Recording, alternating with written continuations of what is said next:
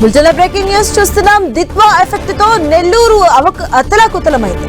Nellore town లో లోతట్టు ప్రాంతాలు నీట మునిగే, పలు చోట్ల రోడ్లు పూర్తిగా నీట మునిగే. వాగులు వంకలు పొంగి పొర్లుతూ ఉండడంతో పలు గ్రామాలకు రాకపోకలు నిలిచిపోయాయి.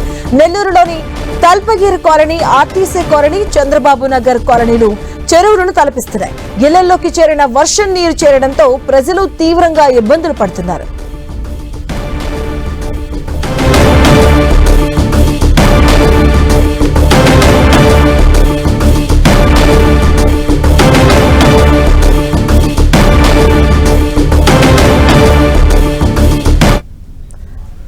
దీనిపై మరింత సమాచారం మా ప్రతినిధి దేవకుమార్ అందిస్తారు. దిత్వా ప్రభావంతో ఉమ్మడి నెల్లూరు జిల్లా వ్యాప్తంగా భారీ వర్షాలు కురుస్తున్నాయి. రాత్రి నుంచి కూడా నెల్లూరులో ఎడతెరిపి లేని వర్షం కురిసింది. దీంతో నెల్లూరులోని అనేక రోడ్లు కూడా జలమయమయ్యాయి. అదేవిధంగా అనేక లోతట్టు ప్రాంతాల్లో కూడా భారీగా వర్షపు నీరు చేరడంతో పాటు అనేక చోట్ల కూడా ఇళ్లలోకి వర్షపు నీరు చేరడంతో అక్కడ ప్రజలు తీవ్ర ఇబ్బందులు పడుతున్న పరిస్థితి అయితే నెల్లూరులో కనిపిస్తూ ఉంది. ప్రధానంగా నెల్లూరులోని లోతట్టు ప్రాంతాలైన వైఎస్ఆర్ నగరు, అదేవిధంగా తల్పగిరి కాలనీ, అదేవిధంగా చంద్రబాబు నగరు, ఇందిరమ్మ కాలనీ, ఇలా ఈ ప్రాంతాల్లో పూర్తిగా ఇళ్లలోకి వర్షపు నీరు రావడంతో అక్కడ ప్రజలు ఇళ్లలోంచి బయటికి రాలేక తీవ్ర ఇబ్బందులు పడుతున్న పరిస్థితి అయితే కనిపిస్తోంది. ప్రస్తుతం మనం ఈ ఆర్టీసీ కాలనీ దగ్గర ఉన్నాం, అదేవిధంగా తల్పగిరి కాలనీ దగ్గర ఉన్నాం. అంటే ఈ రెండు మధ్యలోనే ఈ ప్రాంతం ఉంటుంది కాబట్టి ఇది పూర్తిగా ఇది రెసిడెన్షియల్ ఏరియా ప్లస్ మళ్ళా దాని పక్కనే ఆటో నగర్ ఉంటుంది. ఇది కమర్షియల్ ఏరియా. ఇదంతా పక్కనే ఉంటాయి. ఈ ప్రాంతాలన్నీ కూడా మనం చూడొచ్చు విజువల్స్లో. ఈ పూర్తిగా రాత్రి కురిసిన ఈ వర్షానికి ఈ ప్రాంతం అంతా కూడా పూర్తిగా నీట మునిగిన పరిస్థితి అయితే కనిపిస్తుంది. మనం విజువల్స్ చూస్తే అర్థమవుతుంది.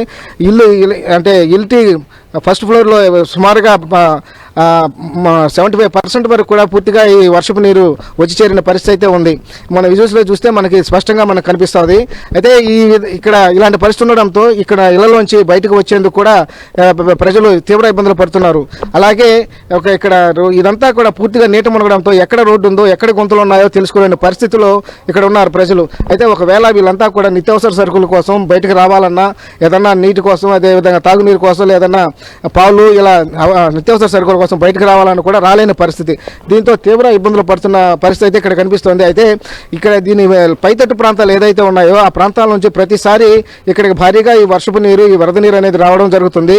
ప్రతిసారి ఇలాంటి పరిస్థితి అనేది ఇక్కడ కొనసాగుతూ ఉంది. అయితే ఇక్కడ శాశ్వత పరిష్కారం మాత్రం అటు అధికారులు కానీ, అదేవిధంగా ప్రజాప్రతినిధులు కానీ ఎవరూ చూపించడం లేదు. ప్రతిసారి వర్షాలు పడినప్పుడు ఇలాంటి ఇబ్బందులు ఇక్కడున్న స్థానికులకు, అదేవిధంగా కమర్షియల్ ఏరియాలో ఉన్న వ్యాపారస్తులకు ఇలాంటి పరిస్థితి అయితే మాత్రం ఖచ్చితంగా తప్పడం లేదు. ఇలాగ తీవ్ర ఇబ్బందులు పడుతూనే ఉన్నారు.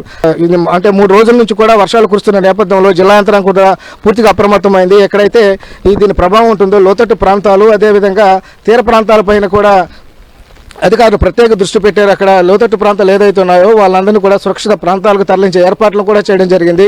అలాగే తీర ప్రాంతాల దగ్గర మత్స్యకారులు ఎవరు వేటకు వెళ్ళొద్దని చెప్పి వాళ్ళందరినీ కూడా ఆపి వాళ్ళ ఇళ్ల దగ్గరే వాళ్ళని సురక్షితంగా ఏర్పాట్లు కూడా చేశారు.